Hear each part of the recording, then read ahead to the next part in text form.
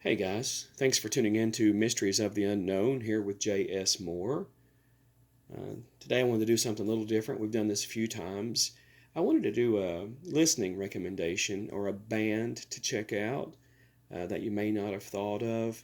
You've probably heard them on the radio. They've got a few songs that get played, um, but it's their greatest songs that the radio can't play because radio play is typically restricted for, they want something under 4 to 6 minutes. The 6 minute songs the DJ looks forward to so they can take their smoke breaks.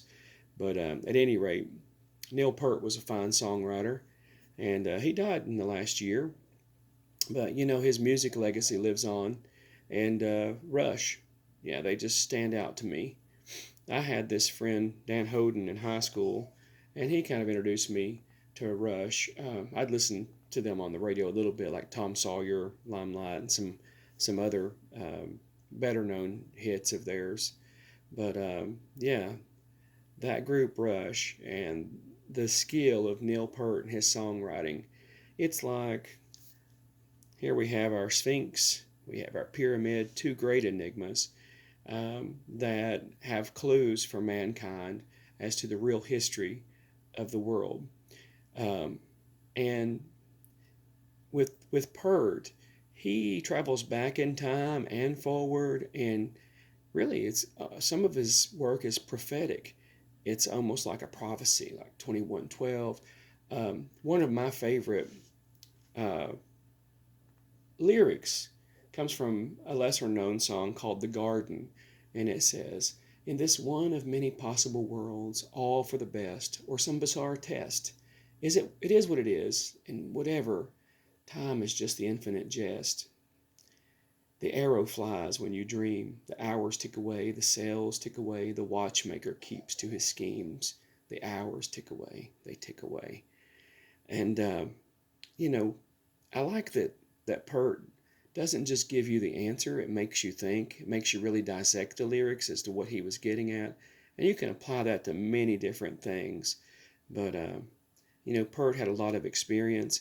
He was probably one of the wisest songwriters and one of the lesser known lyricists out there, but he was well read. I mean, this was a guy, if I'm not mistaken, studied yeah, astrophysicist, physiology.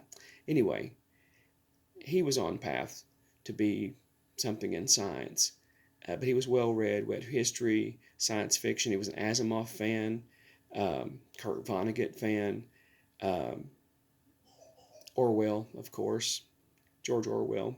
Um, at any rate, I like people that lay something out there for me to dissect because my brain works a little different than most, but I kind of get at the answer, I hope, a little quicker than others might. But yeah, if you want something new, something challenging that you may not have considered, the band Rush, they have so many albums out there and they have an interesting story. They just stuck it to the man every time. Their producer would say, "All right, I need a 4 minute song," and they would give him a 14 minute opus. It was great. The history there. There's documentaries about Peart, about the tragedy in his life and how he dealt with that, traveling across the Americas. I think he was in South America as well as North America on his BMW motorcycle, um, which made me think about Che Guevara's journey from med school into the leader he became. At any rate, Neal Peart, Rush, if you haven't checked them out, guys, do yourself a favor.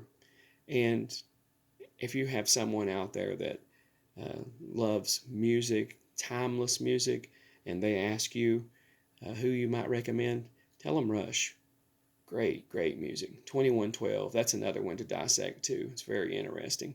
But I hope this video finds you all doing very well and staying safe, and you'll have a great day. Thanks for tuning in.